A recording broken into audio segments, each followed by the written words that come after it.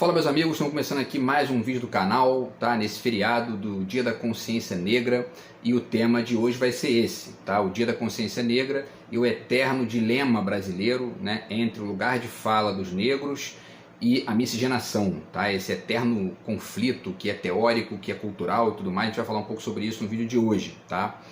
Antes, dois recados para vocês. O primeiro, né, eu já deixo aqui mais uma vez a dica do meu novo livro aqui de poemas, tá? Do outro lado de cá.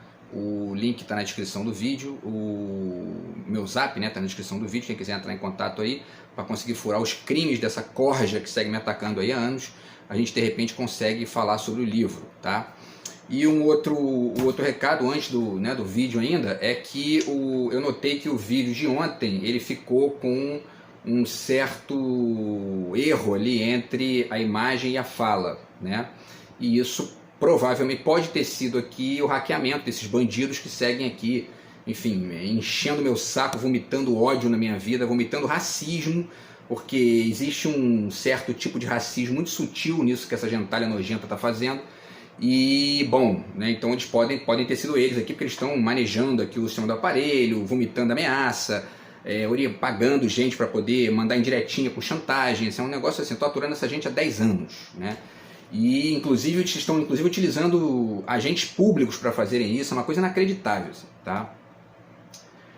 Para no final das contas ficar vomitando ódio, né, que é isso que eles são, né? Eles são retardados que estão vomitando ódio, aí acharam, né, uma oportunidade para extravasar o lixo que eles são na vida de alguém, e estão fazendo isso contra mim já tem 10 anos, tá? Bom, pessoal, então vamos ao tema do vídeo, tá? Que é o Dia da Consciência Negra. E eu já deixo aqui mais uma vez um grande beijo para minha amiga Neide, aqui, minha amiga professora, que inclusive eu não consigo ver por culpa desses bandidos também, que estão aqui poluindo a minha vida pessoal, estão manejando meus contatos privados aqui da maneira mais criminosa e covarde possível. E eu vou continuar tentando me livrar desse lixo de gente para poder seguir a minha vida, tá? Longe deles, né? Porque é uma gentalha que só causa problema, violência, porque eles são isso, né? Eles são racistas, mas num nível específico aí que um dia, de repente, quem sabe eu faço um vídeo sobre isso, tá? Bom, pessoal, vamos lá. Vamos falar então sobre o Dia da Consciência Negra, tá? E os vídeos todos aqui têm sido assim, né? Eu perco 2, 3 minutos por vídeo vomitando aqui o asco que eu tenho dessa gente nojenta e, né, enfim, não consigo fazer o vídeo da forma correta porque esses animais estão atrapalhando há muito tempo, tá? Bom, o Dia da Consciência Negra, ele cai, né, no dia 20 de novembro porque tem conexão com o Zumbi dos Palmares, né? Teria sido o dia que o Zumbi dos Palmares foi capturado lá, né? Então naquela emboscada e tudo mais, e se transformou no dia, né, para comemorar o Dia da Consciência Negra, né? E existem movimentos no Brasil que criticam, movimentos que defendem, né? E normalmente os movimentos que criticam são movimentos à direita, né? E à esquerda você tem mais adesão a esse movimento e defesa e prática desse movimento, tá? Antes da gente falar desses dilemas, porque essa é a questão do vídeo aqui, tá? Vale lembrar que o Brasil é um país, né, de autores negros importantes. Está aqui o Machado de Assis, tá? O Alienista. Leiam isso aqui porque é muito importante, tá? O Machado ali no final do século XIX já estava enxergando umas bizarrices que a gente está aturando até hoje, que a gente está cada vez mais tendo que aturar, tá? Dessa gentinha psi, tá? Então leiam o Machado, leiam aí o Alienista porque vale muito a pena, tá? E o Milton Santos também, né, por uma outra globalização, tá? O Milton Santos, grande geógrafo, grande filósofo brasileiro, tá? Um pensador dos mais importantes e, enfim, brasileiro, a gente tem que valorizar isso, certo? Muito bem, pessoal, então, falando aqui sobre o tema do vídeo, né, eu pensei em falar sobre essa questão, esse dilema, tá?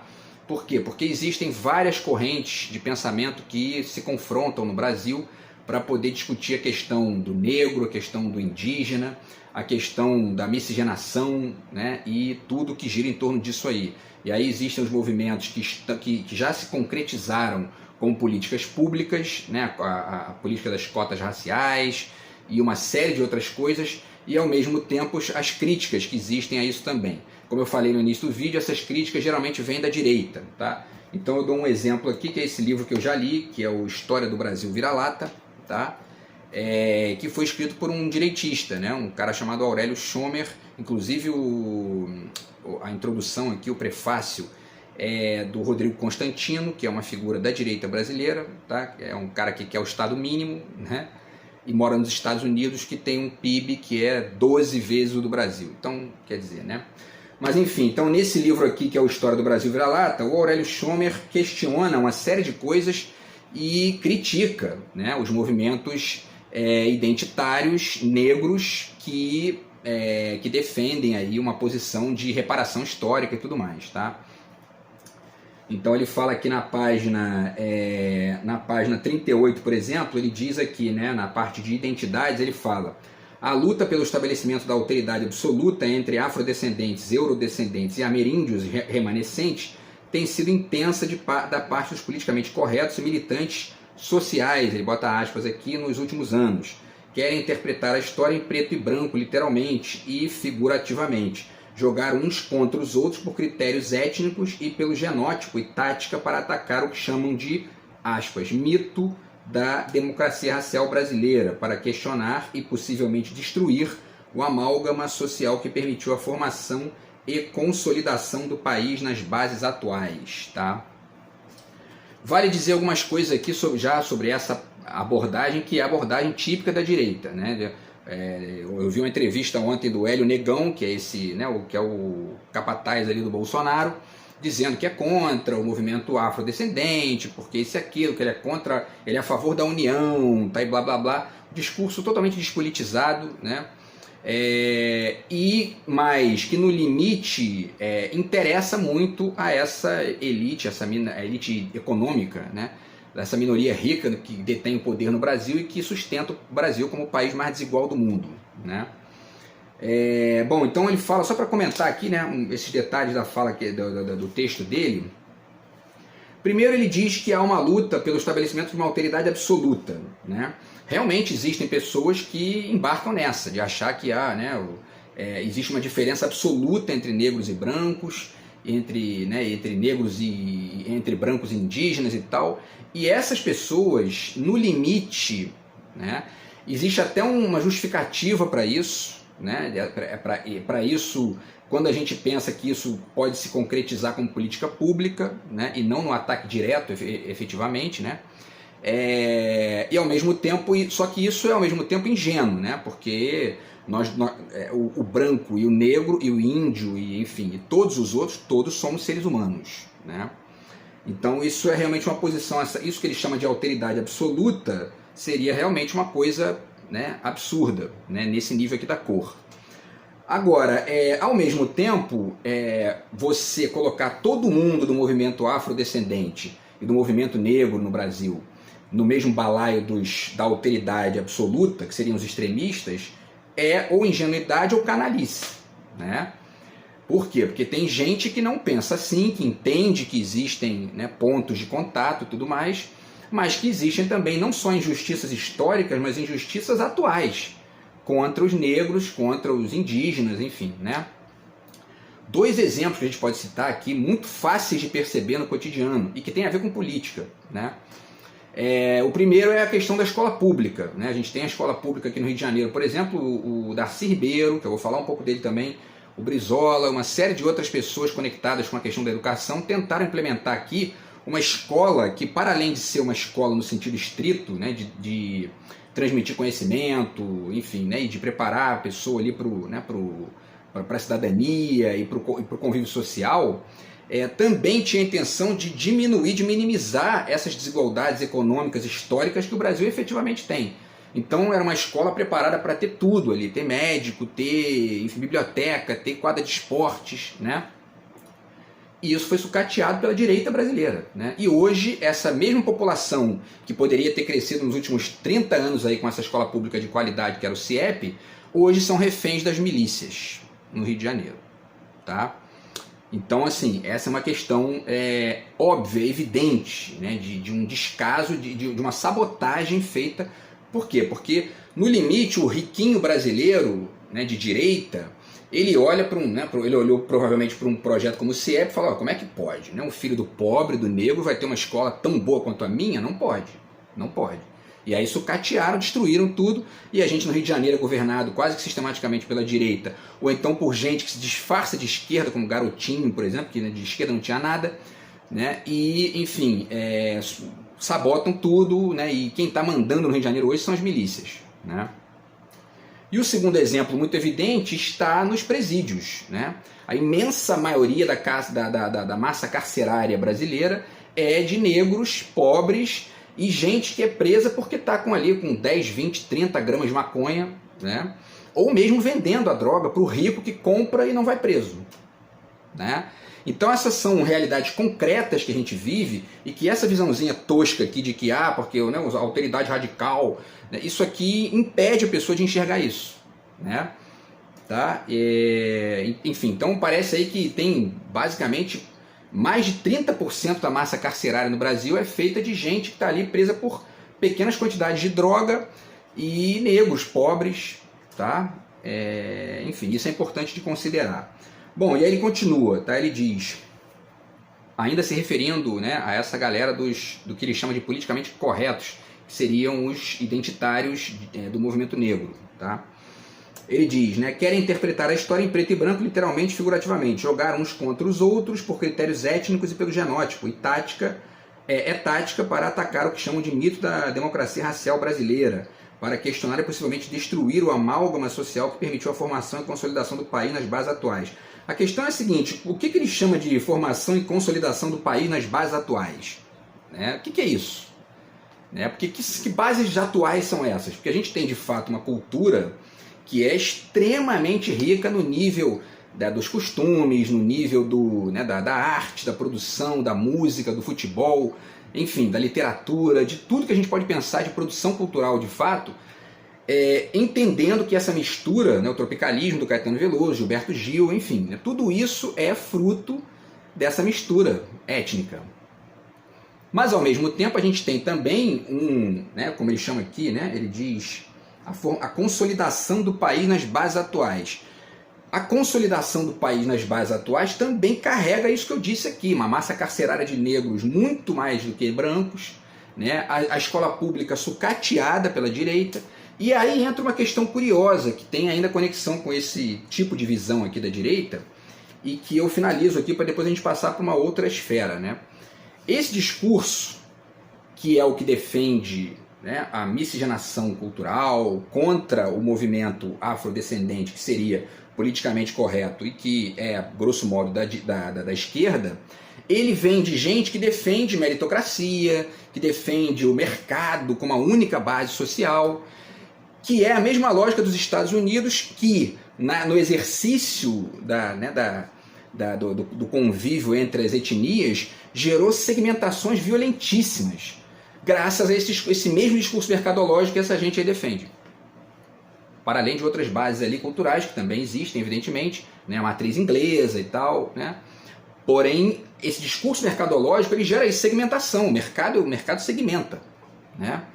E você vai nos Estados Unidos, você tem lá o gueto, né, o bairro chinês, o bairro, né, dos mexicanos, o bairro dos negros, é isso. E essa gente defende esse tipo de lógica, de estética para cá, para o Brasil, né? Então, quer dizer, é meio bizarro isso, porque, né, tá, enfim, eu acho uma crítica muito problemática, ainda que ataque um certo pontinho da questão que é importante, que não, a gente não pode cair em extremismo.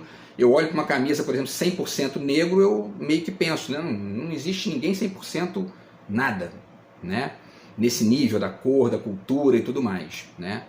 Porém, né, dizer que o movimento afrodescendente e o movimento negro no Brasil, que luta por direitos e por, né, equiparação e por diminuição das desigualdades econômicas, é politicamente correto só, é no mínimo ingenuidade ou mesmo, né, canalice, tá?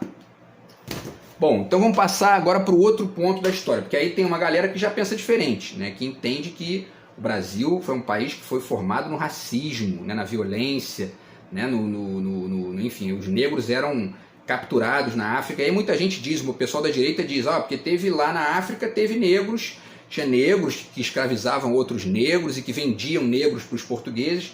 Bacana, ótimo, é verdade isso. Mas e aí? E aí? Isso apaga o que foi feito pelos portugueses com os negros aqui no Brasil? Não, não apaga, né? Os dois estão errados. Mas a gente aqui no Brasil não teve movimento negro escravizando portugueses, teve o contrário. Então a gente tem que discutir isso aqui, né? E o Gessé Souza discute, está aqui, né, como o racismo criou o Brasil, tá? É importante pensar essa matriz do racismo no Brasil, não só contra os negros, mas também contra os indígenas, né? E aí aqui nesse livro, A Herança do Golpe, ele vai fazer uma reflexão de como que isso vai se configurando no pós-escravidão, na questão na forma, né, como os agregados, né, vão se configurando como uma espécie de auxiliares ali, né, dos poderosos da época, e que isso vai se configurando até hoje, né? E o quanto que o ódio ao pobre e ao negro forma ali a cabeça, muitas vezes, de uma parcela considerável da classe média e dos antigos agregados, tá?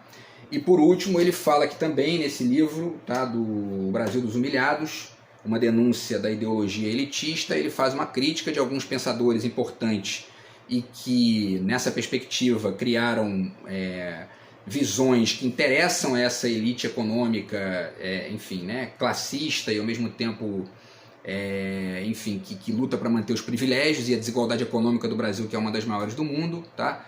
Então ele critica, dentre outras figuras aqui, ele critica o Sérgio Buarque de Holanda, ele critica o Raimundo Faoro, que essa crítica se insere inclusive nessa questão do Darcy Ribeiro, né, que eu falei dos CIEPs e tal, do Brizola, e ele critica também o Roberto da Mata. Agora, o Roberto da Mata tem um trabalho, tem um texto aqui, que ele critica essa visão de que o Brasil seria, né, uma democracia racial e ponto, né? Mas enfim, deixo para vocês aqui também o Darcy Ribeiro, tá? O Povo Brasileiro. Esse livro é formidável para poder entender muita coisa que aconteceu na base ali do Brasil, né? A escravidão, como é que aquilo foi violento, aquilo foi, né, bizarro, né? Tá? E a gente inclusive vê até hoje, né, o quanto que isso era uma movimentação de direita mesmo, né? Porque a gente vai para esse ano a gente teve mais de 400 casos de trabalho escravo, né, no interior do Brasil, e podem apostar todo o dinheiro de vocês que desses 401 eram de direita, certo? Porque a escravidão ela é uma coisa meio de direita mesmo, né? Uma coisa meio de poder, e é isso aí, tá? E a esquerda no Brasil luta contra isso historicamente, certo? Esse livro aqui do Darcy Ribeiro também ele conta, né, algumas histórias aí do CIEP, também da questão da história do Brasil racista aí, tá? E eu chego aqui no livro do Roberto da Mata, né, O que faz o Brasil, Brasil, certo? Que é justamente o livro no qual ele faz essa reflexão aí sobre o mito a ilusão das relações raciais, né, que é o terceiro capítulo do livro, tá? Tá na página 35. E aí ele diz aqui, tá, pessoal, na 47 ele fala uma coisa muito interessante, muito importante, né? Ele diz: o fato contundente de nossa história é que somos um país feito por portugueses brancos e aristocráticos, uma sociedade hierarquizada e que foi formada dentro de um quadro rígido de valores discriminatórios. Os portugueses já tinham uma legislação discriminatória contra judeus, mouros e negros muito antes de terem chegado ao Brasil, e quando aqui chegaram apenas ampliaram essas formas de preconceito. A mistura de raças foi um modo de esconder a profunda injustiça social contra negros, índios e mulatos, pois, situando no biológico uma questão profundamente social, econômica e política, deixava-se de lado a problemática mais básica da sociedade.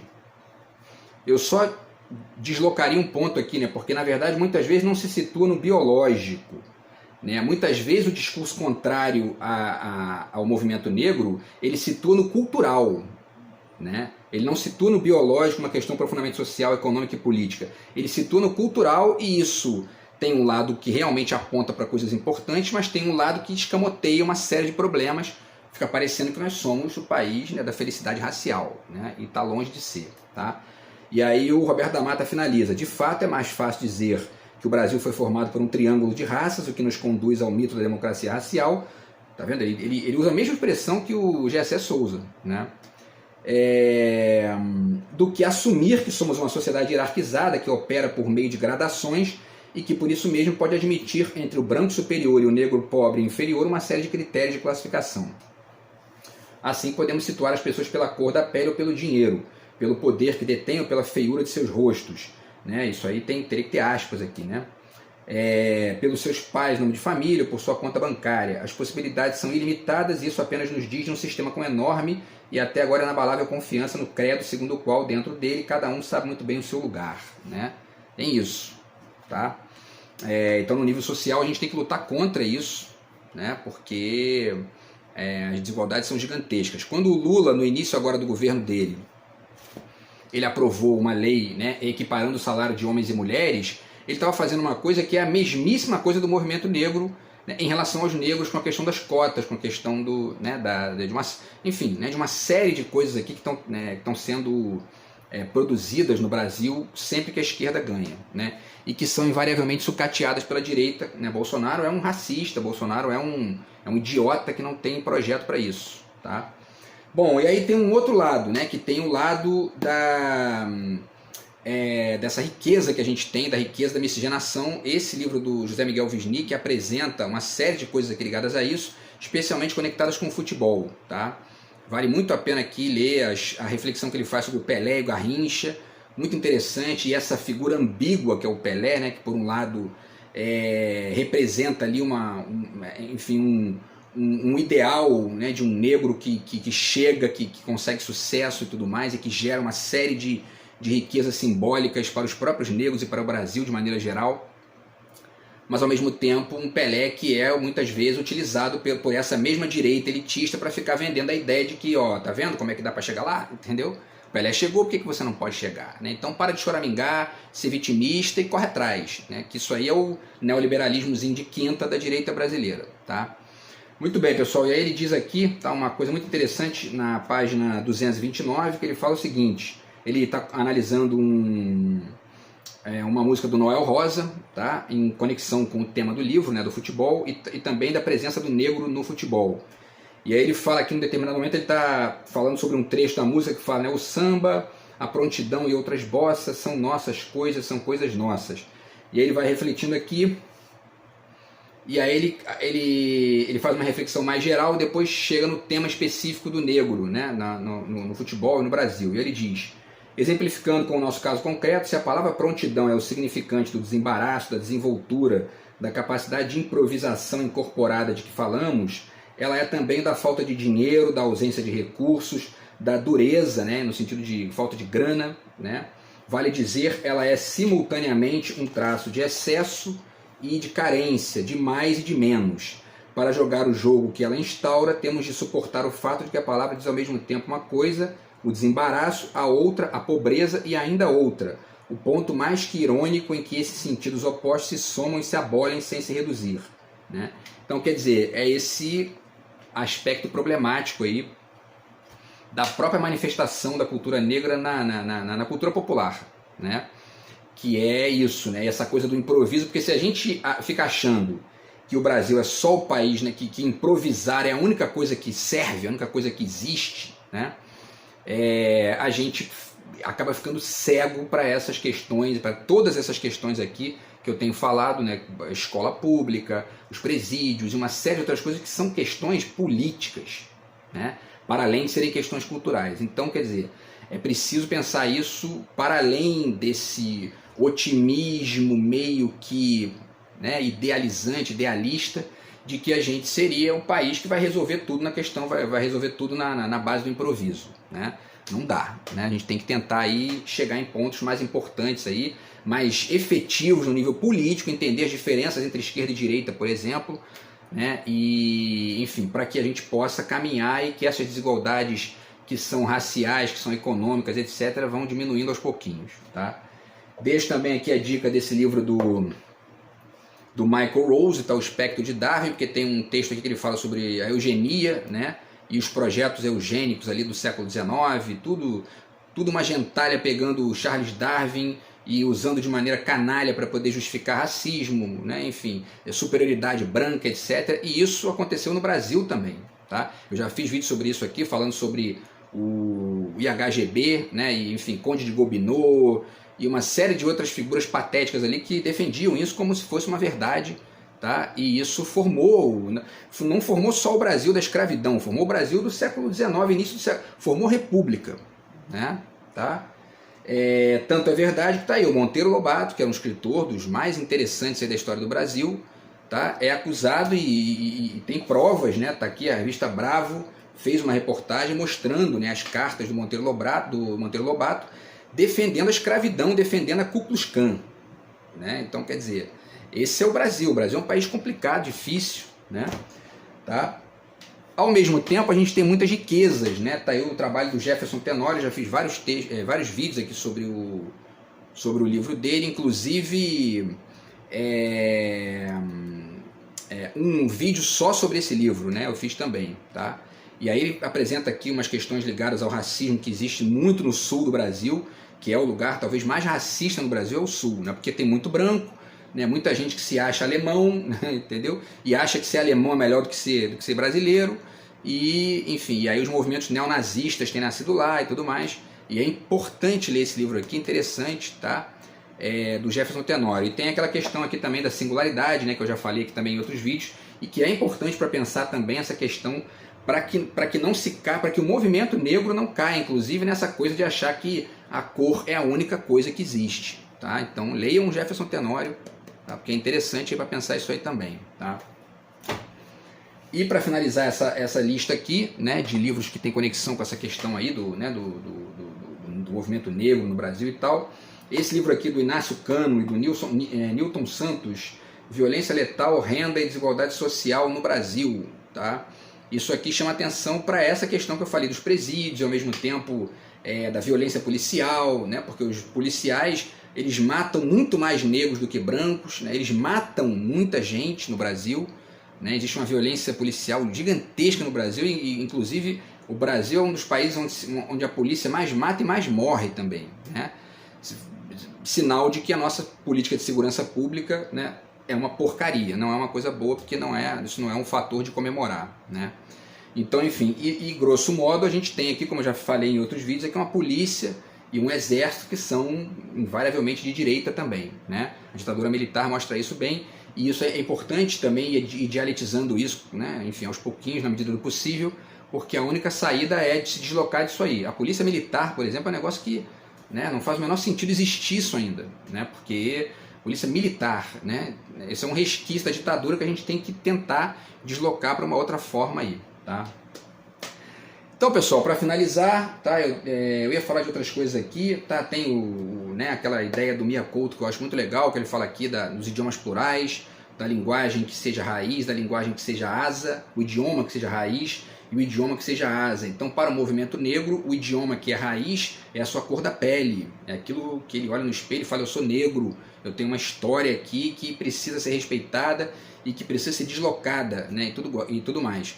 Agora, é interessante também pensar que todo mundo tem que ter essa língua também, esse idioma para ser asa, né, e se entender como algo além da cor, como pondera muito bem ali o Jefferson Tenório, tá?